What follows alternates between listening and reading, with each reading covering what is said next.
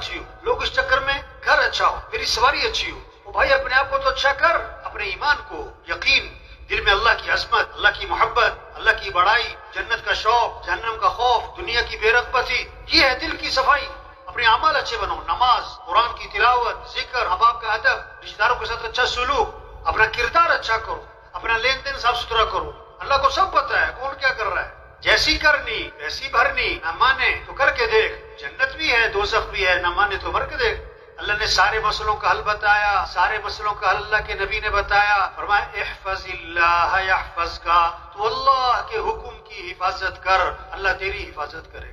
من اصلح ما بینہ وبین اللہ یکفیہ اللہ ما بینہ وبین الناس, جو اپنے اور اللہ کے درمیان کے معاملے کو ٹھیک کر لے گا, اللہ اس کی اور مخلوق کے معاملے کو خود ٹھیک کر دے.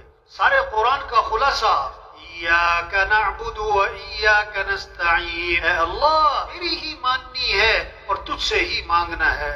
یہ تبلیغ میں یہ محنت ہو رہی, کچھ چندہ نہیں مانگ رہے, کوئی فارم پر نہیں کروا رہے کہ داخلہ لو تبلیغی جماعت میں.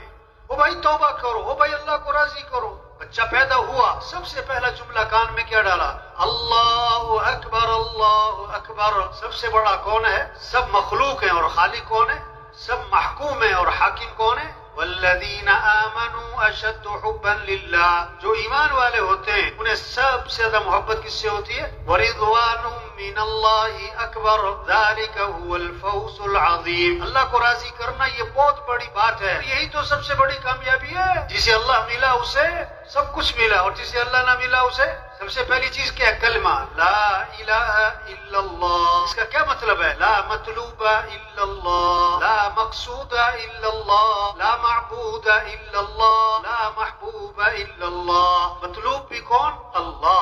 مقصود بھی کون؟ اللہ. معبود بھی کون؟ اللہ. محبوب بھی کون؟ اللہ. جسے اللہ ملا اسے سب کچھ ملا, جسے اللہ نہ ملا اسے اللہ کو ساتھ لو. اللہ کو ساتھ لینے کے لیے حضرت محمد مصطفیٰ صلی اللہ علیہ وسلم والے اعمال ہیں. اللہ کی کوئی رشتہ داری نہیں کسی سے.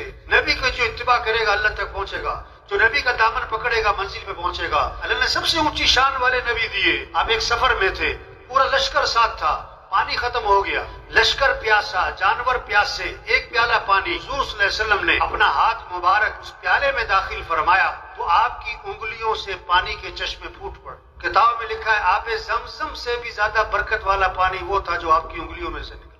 یہ ہمارے لیے آئیڈیل ہے, ان کی نقل مارو, یہ ہمارے لیے ہیرو ہیں, ان کے پیچھے چلو, ان کی اتباع کرو, جن کی شان کو جانور بھی پہچانتے. ایک صحابی ہے, حضور میرا اونٹ بھی دک گیا, بے قابو ہو گیا ہے, اس کو قریب نہیں آنے دیتا ہے, کاٹنے کو پڑتا ہے. اللہ کے نبی باغ میں تشریف لے گئے, اونٹ نے آپ کو دیکھا, آگا بھاگا آیا, آپ کے سامنے سر جھکا دیا اور آپ نے نکیل ڈالی. صحابہ نے عرض کیا حضور یہ اونٹ آپ کو پہچانتا ہے؟ آپ اللہ کے رسول ہیں. اور میں اونٹ نہیں, کائنات کی ساری چیزیں مجھے پہچانتی ہیں کہ میں اللہ کا رسول ہوں, سوائے کافروں کے وہ نہیں مجھے پہچانتے. یہ تبلیغ میں محنت ہے. بھائی ایمان مضبوط کرو, اپنی نماز اچھی کرو, اپنے اخلاق اچھے بنو, اپنی کمائیاں پاکیزہ بنو. آج ہم زمین کے اوپر ہیں, کچھ عرصے بعد ہم سب زمین کے زمین پر چل رہے ہیں, پھر دفن ہو جائیں گے. آج اپنے پر مٹی نہیں پڑنے دیتے, پھر منو مٹی تلے دبا دیا جائے. وہ مٹی ڈالنے والے کون ہوتے ہیں؟ اپنے بیٹا مٹی ڈالتا ہے, بھائی باپ, اور ثواب سمجھ کر مٹی ڈالتے ہیں, اور اپنے ہاتھ بھی قبر پہ جھاڑتے ہیں. اور پہلی مٹھی ڈالو تو کیا پڑھو؟ انہا خلقناکم, اسی سے تو پیدا کیا. اور دوسری مٹھی ڈالو تو کیا پڑھو؟ وفیہا نعیدکم, اسی میں لوٹائیں گے. اور تیسری مٹھی ڈالو تو کیا پڑھو؟ منہا نخرجکم تارۃ اخری. ایک وقت ہم دنیا میں نہیں تھے اور دنیا کا نظام چل رہا تھا, اور ایک وقت آئے گا ہم دنیا میں نہ ہوں گے, دنیا کا نظام ایک قبر پہ کتبہ لگا ہوا تھا, یہ میرا بڑا وہم تھا کہ میں بڑا اہم